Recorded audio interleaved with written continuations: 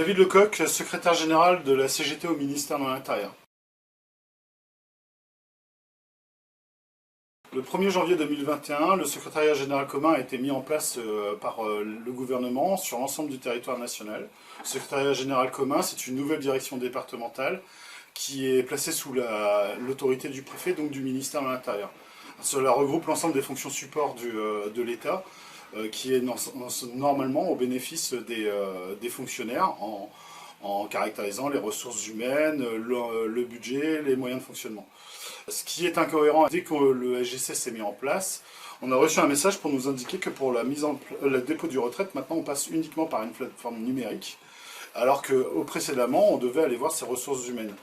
Donc on peut faire le lien, nous, à la CGT, entre la mise en place de ce format numérique pour gérer la carrière et le parcours professionnel des agents de l'État, et donc le critiquer, puisque cela va déshumaniser les relations entre les fonctionnaires là, à titre d'usagers et les ressources humaines pour leur parcours professionnel.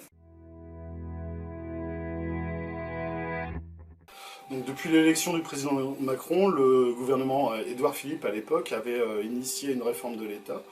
La réforme qui a déstructuré le réseau des finances publiques actuellement et qui est en train de transformer une administration qui était verticale à l'origine, c'est-à-dire qui allait des administrations centrales des ministères jusqu'aux directions départementales d'emploi, à une administration horizontale. Et le SGC est un instrument, justement, qui va permettre de mettre l'ensemble de l'administration de l'État sous le contrôle du préfet et du ministère de l'Intérieur.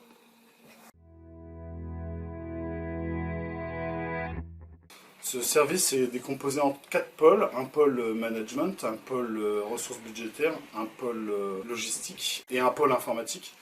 Ces 4 pôles sont donc des fonctions support de l'État qui contrôlent à la fois les moyens financiers et les moyens humains de l'administration et qui permet de créer les conditions de travail de tous les agents de l'État. On comprend donc que le SGC sera la retransmission de politiques qui vont de plus en plus ramasser les effectifs de la fonction publique d'État sur un territoire départemental et donc qui vont amenuiser les effectifs en poursuivant la politique initiée à l'époque par Sarkozy de réduction des effectifs.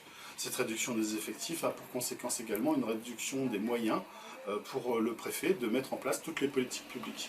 Donc on peut se questionner notamment sur la politique sociale en France et les moyens humains et matériels qui seront mis à disposition pour gérer ces politiques sociales.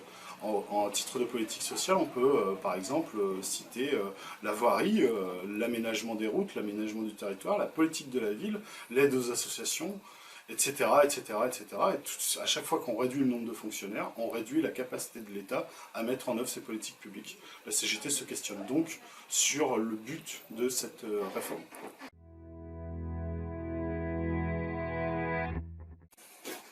Alors, les fonctions du pôle management sont les fonctions des ressources humaines, donc qui font le pilotage des moyens et des effectifs de l'État, c'est-à-dire le nombre de fonctionnaires qu'on va mettre derrière une mission pour la mettre en œuvre. Cependant, les ressources humaines, depuis, comme je l'ai dit précédemment, la politique de Sarkozy, ont surtout une fonction de réduction des effectifs. Elles doivent gérer les plafonds d'emploi, elles doivent proposer des abandons de mission, elles doivent proposer des transferts de charges entre différents collègues dès lors qu'il y en a un qui part à la retraite et qui n'est donc pas plus opérationnel sur la mission. Une question essentielle, c'est le devenir des locaux. En fait, cette réforme permet à l'État de concentrer les effectifs dans des structures de plus en plus réduites. Et donc, selon les territoires, on va avoir des biens immobiliers de l'État qui vont être libérés. Cela permet également de desserrer les effectifs. Alors c'est un bien pendant une crise sanitaire parce que les agents ont besoin d'être moins concentrés dans les bureaux pour éviter la propagation du virus. Mais néanmoins, on peut se poser la question de tout ce plan immobilier qui va rejeter en fait la présence de l'État et derrière qui fait qu'on n'a aucun moyen de revenir en arrière dans l'acquisition de biens immobiliers. Donc on peut réduire l'espace occupé par des fonctionnaires parce qu'on réduit le nombre de fonctionnaires. Se posent quand même les questions de l'enjeu de la mission publique. Alors les changements que vont apporter le SGC au quotidien, c'est on va devoir acculturer les différentes administrations de l'État. On conçoit bien qu'une direction départementale ex-équipement, direction départementale des territoires aujourd'hui, a une culture technique puisque les agents ont pour première responsabilité de s'occuper de l'aménagement du territoire. Le fait de mettre tout le monde dans un même univers administratif va introduire une culture professionnelle qui va devoir s'aligner sur celle du ministère de l'Intérieur. La culture professionnelle dans une préfecture est une culture qui est éminemment juridique et avec des travers politiques.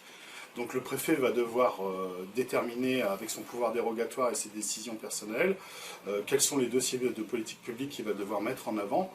Et les directeurs départementaux auront de moins en moins de moyens de pouvoir convaincre un préfet de l'erreur qu'il pourrait commettre, par exemple dans le cadre de l'étude de la résistance d'un pont, si il veut déplacer les moyens de l'État sur d'autres enjeux. Il faut bien comprendre que désormais un préfet devra peser l'ensemble des enjeux des politiques publiques et faire des choix, puisqu'il est lui-même confronté à une réduction des moyens financiers et des moyens humains. Donc il ne pourra pas pouvoir mener toutes les politiques publiques de concert, il faudra qu'il fasse des choix. Et cette acculturation politique viendra à travers ce cheval de Troie que nous, à la CGT, on détermine comme étant le SGC. Alors bien entendu, l'administration, le gouvernement va expliquer que le SGC est une bonne courroie de transmission qui va permettre de mutualiser les capacités des moyens de l'État. Bon, pour la CGT, on va être très clair, c'est pas du tout ce qu'on voit dans cette stratégie gouvernementale. Déjà, on a de cesse d'entendre depuis une vingtaine d'années le MEDEF critiquer l'empilement des normes, la hiérarchie des normes, le poids des réglementations qui fait frein à la capacité libérale économique de leur entrepreneuriat. Cependant, il est clair que toutes ces lois et réglementations qui, pour eux, font frein à leur liberté économique, ont un but qui a été débattu par le Parlement pour protéger la société face à des travers. Par exemple, toutes les protections de l'environnement, toutes les protections fiscales, toutes les protections juridiques auxquelles chaque usager du service public a le droit de par l'établissement de sa réglementation. Le SGC, qui va être la continuité de cette politique gouvernementale et libérale, va réduire les effectifs et les moyens. On a de cesse de le dire dans cette interpellation. Mais du coup, ces politiques publiques vont être de plus en plus difficiles à mettre en œuvre, notamment les politiques qui nuisent le plus au libéralisme économique. Mais il faut se poser la question, quel est le projet social du gouvernement en réduisant constamment les fonctionnaires à statut État sur les territoires, si ce n'est de permettre une plus grande libéralisation, et donc on peut arriver vers des échecs avec des effondrements de ponts comme en Italie, mais également les problèmes de lait perverti qu'on a pu connaître dans les faits divers, parce qu'il n'y a pas eu assez de contrôle réalisé en amont de la qualité des produits réalisés par les sociétés. Et comme on est à la CGT, il faut également souligner que la mise en œuvre du Code du travail est d'importance primordiale pour la santé et les conditions de travail des salariés. Et donc pour la CGT, le fait de réduire le volant de droits sociaux de l'État par ces moyens-là réduit également la capacité de l'État à bien faire appliquer le Code du travail et protéger les salariés.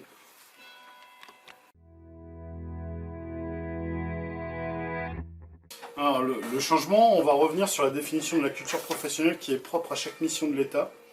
Et donc, c'est le ministère de l'Intérieur qui va obliger à agréger toutes ces cultures professionnelles autour de sa propre culture.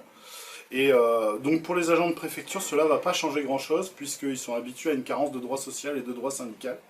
Par contre, pour les agents des directions départementales interministérielles, cela va être beaucoup plus préoccupant, puisqu'ils bénéficient de droits sociaux et de droits syndicaux beaucoup plus importants, avec, à titre d'exemple, la capacité pour les syndicats de communiquer en utilisant les listes de diffusion interne à l'ensemble des agents, avec la capacité de pouvoir bénéficier d'un règlement intérieur à plusieurs cycles, qui permet de bien réaliser une adéquation entre sa vie privée et sa vie professionnelle, et d'avoir ainsi une souplesse. Et toutes ces souplesses-là disparaissent au niveau du ministère de l'Intérieur.